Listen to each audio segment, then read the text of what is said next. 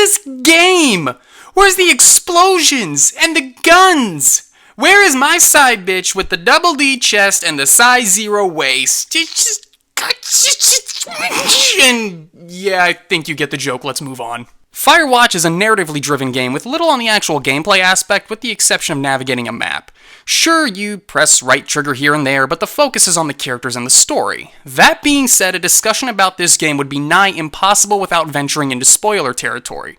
I'm going to try and do a better job than I did with the Game of Thrones review, but you have been warned. If you want to skip all the spoilers though, go pick the game up, it's good. So, before we go any further, spoiler alert! The game kicks off with a series of texts introducing the character and giving us some choices to make, such as a pose for being drawn or what dog we're going to get our wife.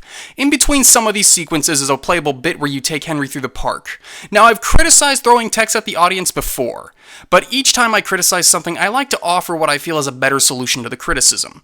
With this, though, I'm not sure what I'd do different. Perhaps the developer could have let us play through Henry's backstory with his wife and allow us to see the decisions we make, but cutting back and forth between a flashback and modern day so many times would have gotten confusing. The text here is actually keeping things smooth and fast, so it may very well be the best choice for this game.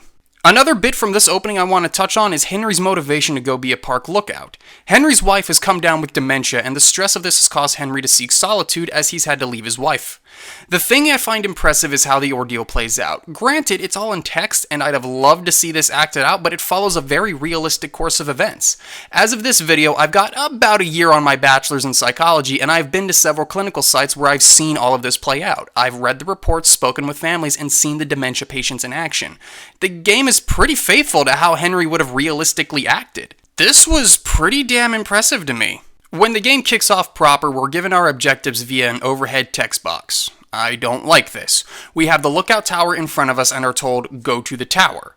Completely unnecessary. When the scene opens, we have a giant tower in front of us. It's the center point of the shot with clearing all around it. Our gaze naturally comes to it, and it's where our attention is immediately placed.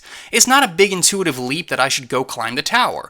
Once inside, I'm told to turn on the power. Again, there's a blinking red light against a darkened room. My attention is naturally drawn to this. Scrolling over it offers an option to flip the switch. There's little else to interact with outside of some odds and ends here and there. I get it, I'm dumb, but I'm not that dumb. Being that in this game I'm not playing some super powerful war master, the obstacles I encountered I treated as any normal person would. For instance, there's a part where I have to go deal with some teens who are lighting off fireworks. The teens mouth off and you have to put them in their place. There are some dialogue options, or the player can interact with their property to coerce speech options. Given that breaking some bitchy kid's property is against the law no matter how they're acting, I resorted to diplomacy to shut them up. Further in the game, when the mystery gets underway, there comes a point where my radio companion is flustered instead of just burning down the antagonist's property. You can agree or say what any sensible adult would, which is that setting a massive fire would be a bad idea. The only failure of these sensibilities is how after all the crazy stalking going on and the attack on Henry leaves him unconscious, he still decides to stay as a lookout. As stated, you're not a powerhouse in this game. You're a normal guy. Hell, you don't even have anything that could be a weapon for most of the game. When the game wanted me to explore the cave, I was screaming at my screen, "Why? Dude, just get the fuck out of there and leave the bitch to die!" The reason Henry is meant to continue is some kinda sorta evidence that can lead to him being involved with a fire and the disappearance of the previously encountered teenagers. This is where I feel multiple stopping points of the game would have been an excellent idea. Why not let the player leave?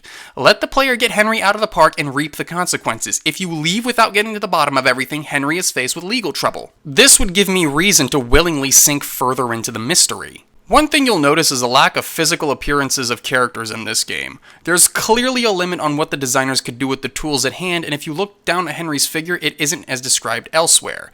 The teens are too far away to accurately portray, and the faces are conveniently out of view. The dead body you find also conveniently has his head covered. And finally, the man on the rescue chopper has a mask covering most of his face with the exception of his eyes. And it's this character that gives me some slight indication as to why we never see too much of anyone. Because they look awful. I mean, geez, look at the rescue guy. Do his eyes even close? If they couldn't get it to work, I think it was a good idea to hide it. The narrative was this fantastic piece telling the story of a man coping with what is essentially the loss of his wife. It's just a damn shame the ending is so dissatisfying. There's been mystery, intrigue, and suspense about what's been happening in the park. There's been dead bodies and sneak attacks, and I'm on the edge of my seat awaiting anticipation. Then I got to the part where I finally get answers, and it all fell flat on its face. The main antagonist leaves Henry a message saying that his son died on accident and he doesn't want anyone to follow him while he leaves for parts unknown. That's it.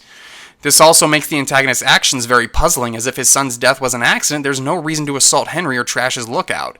The antagonist's only problem would have been an investigation, as he didn't want to call the death in, which is dumb as hell. Worst would have happened was Delilah and the antagonist would have lost their jobs, as the son wasn't supposed to be there anyway. From that message, Henry just goes on to the evac point and has a short talk with Delilah. Why not use this raging fire in the background and have me narrowly escape death in an exciting segment that the background has been building up to? Then Henry and Delilah could talk about their feelings when we're winding down from the excitement. Lackluster as the ending may be, I still recommend the game. More so, I recommend the developer. It looks like this is their first game if the Steam store page is anything to go off of, and while flawed, it's still pretty damn good, and I hope they do better with their next game.